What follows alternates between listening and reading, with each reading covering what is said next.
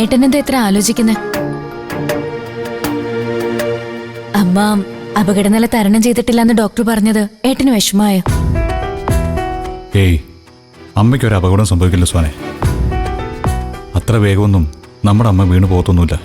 പിന്നെ എന്താ ഏട്ടന്റെ പ്രശ്നം? ഏട്ടൻ സീരിയസ് ആയിട്ട് എന്താ ആലോചിക്കാന്ന് കണ്ടാലറിയാം. അത് വേറൊന്നുമല്ല. മഞ്ചാടിയും ജീവൻരാജും തമ്മിലുള്ള ബന്ധത്തിന് അച്ഛനറിയാതെ ദാസങ്ങളും മറ്റും പലതും ചെയ്തിട്ടുണ്ട്. അതിൽ അദ്ദേഹത്തിന് നേരത്തെ തന്നെ നല്ല പ്രതിഷേധം ഉണ്ടായിരുന്നു.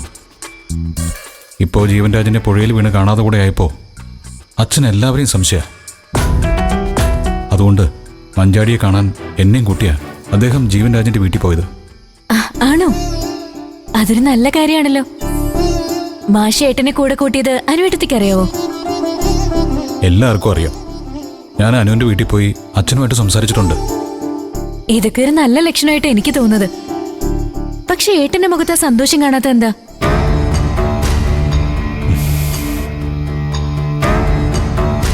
അനുവിനോടും അച്ഛനോടും അടുക്കാൻ കഴിയുന്നത് എനിക്ക് സന്തോഷമുള്ള കാര്യമാണ്. പക്ഷേ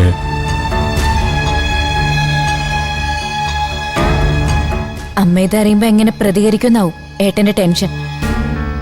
എന്റെ ഏട്ടാ, അമ്മ ഇപ്പൊ ഒരു അറ്റാക്ക് കഴിഞ്ഞ് കിടക്ക. മരണം മുമ്പിൽ കണ്ടൂന്ന് തന്നെ പറയാം. ഇനിയത്തേത് നമ്മുടെ അമ്മയുടെ രണ്ടാമത്തെ ജന്മം. സാധാരണഗതിയിലെ ജീവിതം ഇത്രേ ഉള്ളൂന്ന് തോന്നിയാ ഏതൊരു മനുഷ്യനും നന്നാവും. നമ്മുടെ അമ്മയും ഇനി അങ്ങോട്ട് നല്ലതേ ചിന്തിക്കുന്ന എന്റെ വിശ്വാസം. അല്ല, ഇനി അഥവാ ഇതുകൊണ്ടൊന്നും പഠിക്കാതെ പഴയതുപോലെ തന്നെ തുടരാനാ ഭാവമെങ്കിൽ ഏട്ടൻ അതിന് വളം വെച്ച് കൊടുക്കരുത്. ഏട്ടത്തെ മോനെ തിരിച്ചു വേണമെന്നുണ്ടെങ്കിൽ ഇനിയെങ്കിലും സ്വന്തമായിട്ടൊരു നിലപാടുണ്ടായേ പറ്റൂ. എനിക്ക് എന്റേതായ നിലപാടില്ലാഞ്ഞിട്ടൊന്നും അല്ല.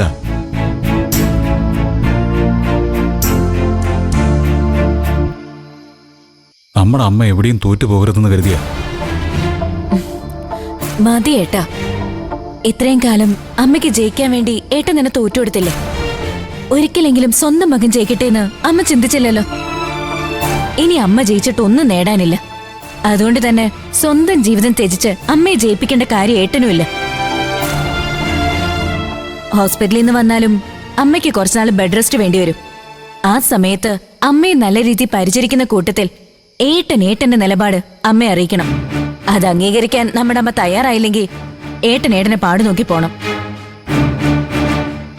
ഇതൊക്കെ നീ പറയുന്നത് അമ്മ ഒരു വലിയ അറ്റാക്ക് കഴിഞ്ഞ് കിടക്കുകയാണെന്നുള്ള വിശ്വാസത്തിലല്ലേ?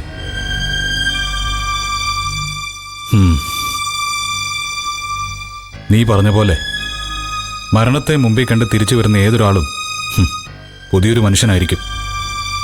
പക്ഷേ നമ്മുടെ അമ്മയ്ക്ക് വന്ന അറ്റാക്ക് പോലും ഒരഭിനയമാണോന്ന് എനിക്ക് സംശയമുണ്ട് സോനെ. ഏട്ടൻ എന്തേ പറയുന്നേ? അതേ മോളെ, അങ്ങനെയാണെങ്കിൽ അനു അച്ഛനൊക്കെ എന്നെ കൂടുതൽ വെറുക്കുകയുള്ളൂ. പിന്നീട് ഒരിക്കലും എനിക്ക് അവരുടെ അടുത്തേക്ക് എത്താൻ പറ്റില്ലെന്ന വിഷമാ മോളെ ഇപ്പൊ ഏട്ടന്. ഏട്ടാ. ആ സോനെ, ഇതെന്താ സിറ്റൗട്ടിൽ ലൈറ്റ് ഇടാത്തെ? പുറത്താൻ ഇരുട്ടാണല്ലോ. ഞാൻ മറന്ന ശ്യാമേട്ടാ, അതൊന്ന് ഓൺ ചെയ്തേക്ക്. അതൊക്കെ ഞാൻ ചെയ്തിട്ടുണ്ട്. ആന്റിക്കിപ്പം വലിയ കുഴപ്പമൊന്നുമില്ല എന്തുട്ടാ. ഡോക്ടർ ഒന്ന് നോക്കിയായിരുന്നു. ശ്യാമേട്ടൻ സത്യേട്ടനൊപ്പം അവിടെ നിക്കാന്ന് പറഞ്ഞിട്ട് എന്താ തിരിച്ചു വന്നേ? അവിടെ സത്യനും പ്രതിഭയുണ്ട്.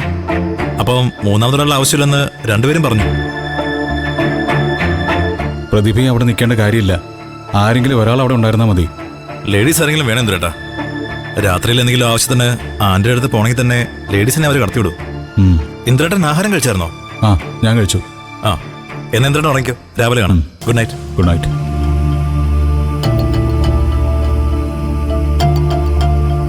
സോനെ, കുറച്ച് ചൂടുവെള്ളം വേണം. ചെല്ല്.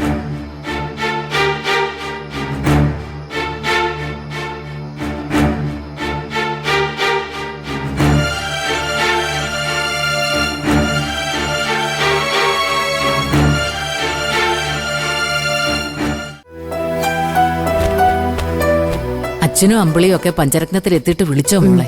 വിളിച്ചു ഭാനുമ്മ. രഘുവേട്ടനെ വിളിച്ച്. അച്ഛന് നല്ല ക്ഷീണം ഉണ്ടായിരുന്നു. ചെന്നപാടെ അച്ഛൻ കടന്നു എന്ന് പറഞ്ഞു. കഷ്ടമാ മാഷിന്റെ കാര്യം. മക്കൾക്ക് വേണ്ടി എത്ര കാലമായിട്ടുള്ള ഓട്ടമാ. എന്നെങ്കിലും ഒരു സന്തോഷവും സമാധാനവും ആ മനുഷ്യന് കിട്ടിയിട്ടുണ്ടോ? ഞങ്ങള് മക്കളായിരുന്നു ഭാനുമ്മേ അച്ഛന്റെ സന്തോഷം. പണ്ടൊക്കെ ഞങ്ങൾക്ക് വേണ്ടി എത്ര കഷ്ടപ്പെട്ടാലും അച്ഛനൊരു മടുപ്പും ക്ഷീണവും ഉണ്ടാവില്ലായിരുന്നു. ഞങ്ങൾക്ക് വേണ്ടതൊക്കെ ചെയ്തു തരുന്നതാ അച്ഛന്റെ സമാധാനം. പക്ഷേ മക്കളിൽ ഓരോരുത്തരായി കല്യാണം കഴിഞ്ഞു പോയി തുടങ്ങിയതോടെ പഞ്ചരത്നം വീടിന്റെ താളം പിഴച്ചു. പെൺമക്കളെ ഭർത്താക്കന്മാരുടെ കയ്യിലേൽപ്പിച്ച സാധാരണ എല്ലാ അച്ഛന്മാർക്കും വലിയ ആശ്വാസം കിട്ടാറ്. പക്ഷെ ഞങ്ങളുടെ അച്ഛൻ ഏറ്റവും കൂടുതൽ കഷ്ടപ്പെട്ടതും വിഷമിച്ചതും ഞങ്ങളുടെ കല്യാണം കഴിഞ്ഞതിന് ശേഷമായിരിക്കും ഭാനുമ്മ. അല്ല, അനന്തമാഷിന് സ്വന്തം മക്കളുടെ കാര്യത്തിൽ കൂടുതൽ കരുതൽ സ്നേഹവും ഉള്ളതുകൊണ്ടാ. പെൺമക്കളെ കല്യാണം കഴിച്ചു കൊടുത്താ പിന്നെ അവരായി അവരുടെ കുടുംബമായി എന്നൊക്കെ ചിന്തിക്കുന്നവരാ പല അച്ഛനമ്മമാരും. വിരുന്നും സൽക്കാരവും ഒക്കെ കഴിയുന്നതുവരെ ഒരടുപ്പം കാണിക്കും. അത് കഴിഞ്ഞാ പിന്നെ അങ്ങോട്ട് തിരിഞ്ഞു നോക്കില്ല. അതോടെ ചെന്ന് കയറിയ വീട്ടില് പെൺകുട്ടികൾ എങ്ങനെയെങ്കിലും കടിച്ചു പിടിച്ച് നിൽക്കാനേ നോക്കൂ. ഒരു കണക്കിന് അച്ഛനും അങ്ങനെ ചെയ്താൽ മതി. എല്ലാ മക്കളെയും മാന്യമായി തന്നെയാ കല്യാണം കഴിപ്പിച്ചത്. അപ്പൊ പിന്നെ സ്വന്തം ജീവിതത്തിൽ പിടിച്ചു നിൽക്കാൻ ഞാനടക്കം എല്ലാവർക്കും കഴിയണം ഭാനുമ്മ. ഇതിപ്പോ അച്ഛന്റെ കണ്ണ് എപ്പോഴും മക്കളുടെ മേലുള്ളതുകൊണ്ട് ഞങ്ങളെല്ലാവരും വീണ്ടും അതൊരു തണലായി എടുക്കുക. പിന്നെ എങ്ങനെയാ അച്ഛന് സ്വസ്ഥതയും സമാധാനവും കിട്ടുക? അവിടെയാണ് മോളെ നിങ്ങളുടെ അച്ഛനെ നിങ്ങൾ മനസ്സിലാക്കേണ്ടത്. മോൾ അച്ഛനെ മനസ്സിലാക്കുന്നുണ്ടെന്ന് എനിക്കറിയാം. പക്ഷേ മോളുടെ അനിയത്തിമാർക്ക് അച്ഛനെ ഇപ്പോഴും ശരിക്കും മനസ്സിലാക്കാൻ കഴിഞ്ഞിട്ടില്ല. അത് ഭാനുമ്മ പറഞ്ഞ ശരിയാ. ദയയും മഞ്ചാടിയും പണ്ടേ എങ്ങനെയായിരുന്നു. പക്ഷെ ചീരു ഇപ്പൊ അവരെ പോലെ ആയി തുടങ്ങിയിരിക്കുന്നു. അതിൽ അച്ഛന് നല്ല വിഷമമുണ്ട്. മഞ്ചാടിയുടെ കാര്യം അച്ഛൻ മോളെ ഏൽപ്പിച്ചിരിക്കുകയല്ലേ, അത് മോള് ഭംഗിയായി ചെയ്യണം. അപ്പൊ തന്നെ അച്ഛന് കുറച്ച് ആശ്വാസം കിട്ടും. അത് ഞാൻ അച്ഛന് കൊടുത്ത വാക്കല്ലേ ഭാനുമ്മേ. നാളെ തന്നെ ഞാൻ പോയി മഞ്ചാടിയെ കാണും. ഇന്ന് നമുക്ക് കിടന്നാലോ? രാവിലെ എണീക്കേണ്ടതല്ലേ? ആയിക്കോട്ടെ. വാ.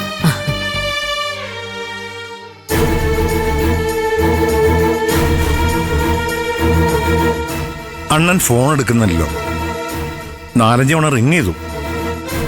എന്നെ ഇനി അണ്ണൻ ശത്രുവായിട്ട് കണ്ടു തുടങ്ങിയവനെ.